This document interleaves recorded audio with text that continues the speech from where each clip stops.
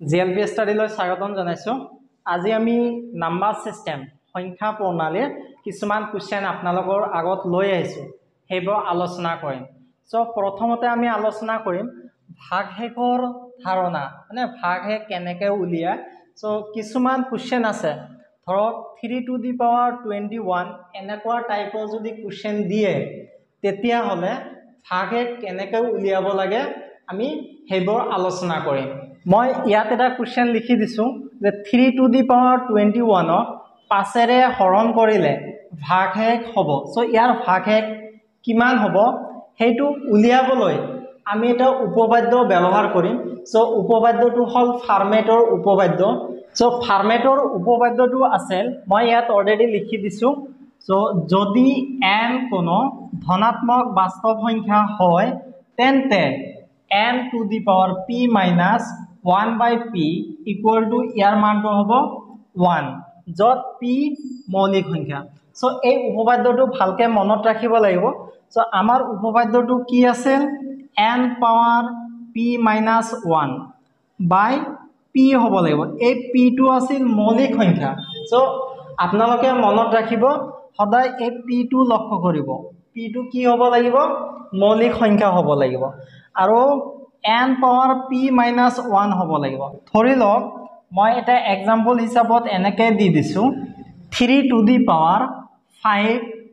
whole to the power 4 by 3, মই এনেকৈ লিখি দিছো। So 3 to the power 5 whole to the power 4, আপুনি যদি চাই p ৰ মানটো ইয়াত কিমান আছে, 3 আছে হয়নে। সো এইটো কিমান হ'ব লাগিব, p minus 1 হ'ব লাগিব। সো 3 minus 1 হলে কিমান হ'ব লাগে, এইটো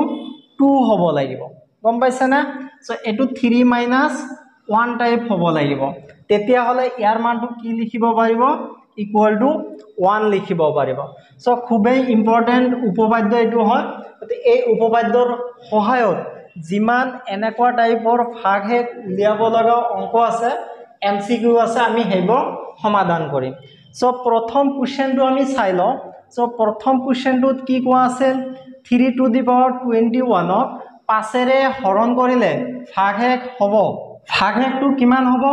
আমি এনেকৈ 3 to the power 21 লিখিম, হৰণ দিব লাগে কিমান দি পেলাই, 5 দি হৰণ দিব লাগে। জাষ্ট আপোনালোকে টেকনিকটো জানি ৰাখিলে একেবাৰে সহজ হৈ পৰিব। সো টেকনিকটো কি আছে, আমাৰ ইয়াত তলত p ৰ মানটো কিমান আছে, 5 আছে। সো ওপৰত আমাৰ আনিব লাগে কিমান, 4 আনিব লাগে। সো কিন্তু ইয়াৰ সূচকটো কিমান আছে, 21 আছে। গতিকে 21 থাকিলে আমি এনেকৈ লিখিব পাৰিম 3 to the power 5 to the power কিমান হ'ব, 4 লিখিব পাৰিম। কাৰণ 5ৰ 4 গুণ কিমান হয়, 20 হৈ যায়, আৰু এটা 3 থাকি গ'ল হয়নে। সো আমি এই 3 টোক আমি এনেকৈ 3 হিচাপত দি দিম। সো উপপাদ্য মতে কি আছিল, উপপাদ্য মতে এনেকুৱা আছিল n to the power p minus 1 by যদি p হৈ যায় তেতিয়াহ'লে ইয়াৰ মানটো কিমান হয়, 1 হয়। সো এইটো n to the power p বুলি কৈছো, p মানে কিমান আছে, 5 minus 1 হৈ আছে, আৰু p ৰ মানটো 5 আছে। গতিকে এইখিনি গোটেইখিনিৰ মানটো আমি কিমান লিখিম, আমি 1 লিখিম। সো 1 ইনটু কিমান থাকিল, 3। সো 1 ইনটু 3 মানে 3। গতিকে 5 দি পেলাই হৰণ দিলে ইয়াৰ ভাগশেষ কিমান হ'ব, 3 হৈ যাব। সো আৰু এটা কোৱেশ্চন লৈছো আমি আপোনালোকৰ ডাউটটো ক্লিয়াৰ কৰিবৰ কাৰণে। সো কোৱেশ্চনটো আছিল 2 to the power 384 17ৰে হৰণ কৰিলে ভাগশেষ কিমান হ'ব। সো অপশ্যন দিয়া আছে, 4টা অপশ্যন দিয়া আছে। আমি সেম ফাৰ্মেট উপপাদ্যৰ সহায়ত এইটো উলিয়াম। সো আমি হৰণ দিব লাগে কিমান দি পেলাই, 17 দি পেলাই হৰণ দিব লাগে। কাক হৰণ দিব লাগে, 2 to the power 384। সো ফাৰ্মেট উপপাদ্যটো কি আছে, এনেকুৱা আছে n to the power p minus 1 হ'ব লাগিব by p হ'ব লাগিব। ফাৰ্মেট উপপাদ্যৰ সহায়ত মিলাবলৈ হ'লে সো এইটো p আছে হয়নে, আৰু ওপৰত p minus 1 হ'ব লাগিব। গতিকে p তকৈ 1 কম হ'ব লাগিব হয়নে। তেতিয়াহ'লে p ৰ মানটো ইয়াত কিমান আছে, 17 আছে। গতিকে 16 হ'ব লাগিব। সো 16 হ'বলৈ হ'লে 384 পাৱাৰ যিটো আছে ইয়াত আমি 16 লিখিব লাগিব। 16ৰ সৈতে কিমান পূৰণ কৰিলে 384 পাই যাম। আমি ইয়াতে 24 পূৰণ কৰিলে কিমান পাম 384 পাম এতিয়া যদি আপুনি চাই ফৰ্মেট উপপাদ্যৰ সৈতে মিলি গৈছে n পাৱাৰ p - 1 p2 কিমান আছিল 7 আছিল তে 7 - 1 কিমান হয় 16 হয় মানে আৰু তলত p আছে গতে 17 টো হল মৌলিক সংখ্যা সদায় মনত ৰাখিব সো ইখিনিৰ মানটো আমি কিমান পাই যাম 1 পাই যাম কাৰণ 24 আৰু 16 পূৰণ কৰিলে ডাইৰেক্ট আমি 384 পাই গৈছো গতি ইয়া যেটো ভাগশেষ হ'ব ভাগশেষটো কিমান পাব অপচন এ এতিয়া যদি এই পিৰ মানটো মৌলিক সংখ্যা নহয় তেতিয়া হলে আমি কেনেকৈ ভাগশেষ উলিয়াম সো তাৰে কোশ্চেন এটা ডিসকাস কৰিম সো এবাৰ আমি এটা কোশ্চেন লৈছো 2 টু দি পাৱাৰ 89 ক 9 ৰে হৰণ কৰিলে ভাগশেষ কিমান হ'ব সো অপচন দি দিছো আমি 2 3 4 5 সো এবাৰ কি কৰা হৈছে আমি যদি ফৰ্মেট উপপাদ্য নিচিনাকৈ লিখো তেতিয়া হলে কি পাও আমি 2 টু দি পাৱাৰ 89 বা হৰণ দিব লাগে কিমান দি পেলাই 9 দি পেলাই মানে সো দেখা গল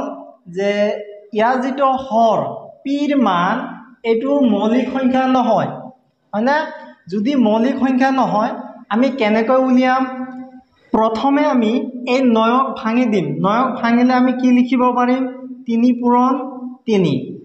তাৰ পিছত আছে ওপৰত কিমান আছিল 2 টু দি পাৱাৰ 89 মানে আমি ইয়াত কিমান পাইছো পিৰ মানটো এটা ধৰি লৈছো 3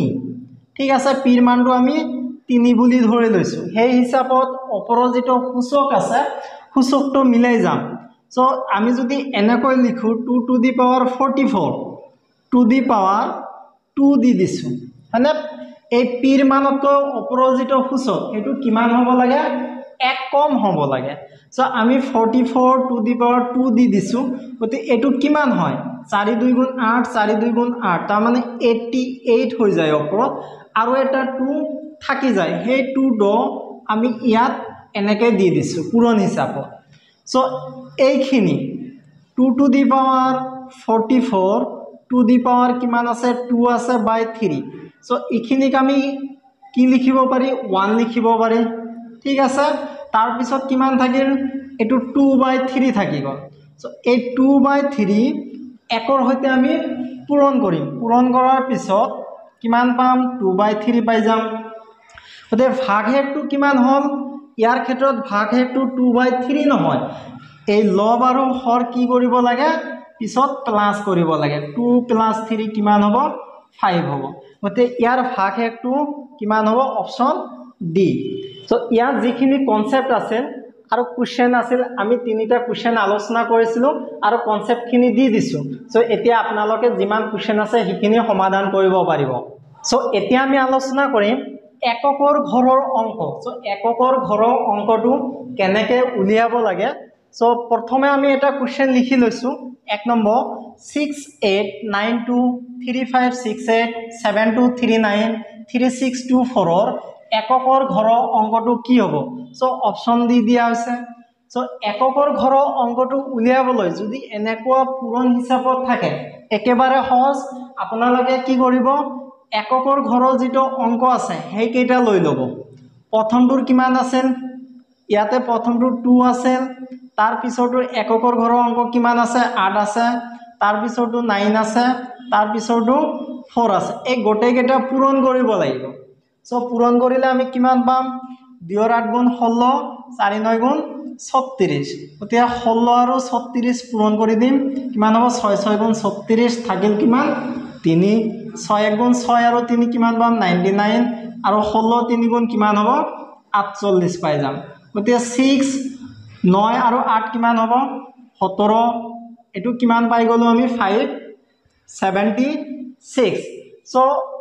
এককৰ ঘৰৰ অংক কেইটা পূৰণ কৰাৰ পিছত আমি কিমান পাইছো